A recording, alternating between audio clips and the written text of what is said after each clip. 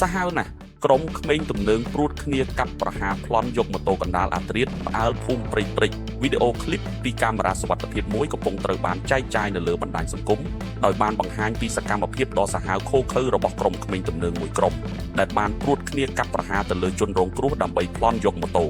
កាលពីវេលារំលងអាត្រៀតឈានចូលថ្ងៃទី25ខែឧសភាឆ្នាំ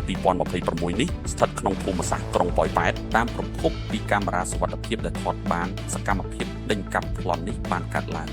នៅវេលាម៉ោង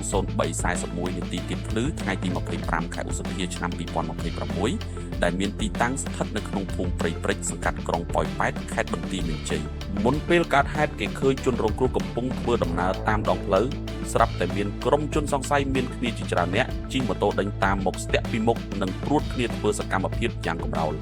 ក្រុមជនសង្ស័យបានចុះពីលើម៉ូតូរួចទាញកាំបិតស្ទុះទៅកាប់ប្រហារទៅលើជនរងគ្រោះដោយសារតែស្ថានភាពគ្រោះថ្នាក់ខ្លាំងនិងដើម្បីការពារអាយុជីវិតជនរងគ្រោះបានដួលម៉ូតូរួចរត់គេចខ្លួនចេញទាំងព្រលឹងចុងសក់ភ្លាមក្រុមជនល្មើសបានលើកម៉ូតូរបស់ជនរងគ្រោះរួចជិះគេចខ្លួនចេញពីកន្លែងកើតហេតុដោយសុវត្ថិភាពក្រោយពេលវីដេអូនេះត្រូវបានបង្ហោះនិងចែកចាយមហាជនជាច្រើនបានសម្ដែងការព្រួយបារម្ភយ៉ាងខ្លាំងពីបញ្ហាសន្តិសុខសង្គមនិងបានអំពាវនាវយ៉ាងទទូចដល់កម្លាំងសមត្ថកិច្ចពាក់ព័ន្ធជាពិសេសនគរបាលរដ្ឋបាលក្រុងប៉ោយប៉ែតឲ្យជួយបើកការស្រាវជ្រាវវែកមុខរកក្រុមជនសង្ស័យកាយសាហាវទាំងនោះយកមកផ្ដន្ទាទោសតាមច្បាប់ឲ្យខានតែបានដើម្បីផ្ដល់ភាពយុត្តិធម៌ជូនជនរងគ្រោះនិងពង្រឹងសន្តិសុខជូនប្រជាពលរដ្ឋនៅក្នុងមូលដ្ឋានឡើងវិញ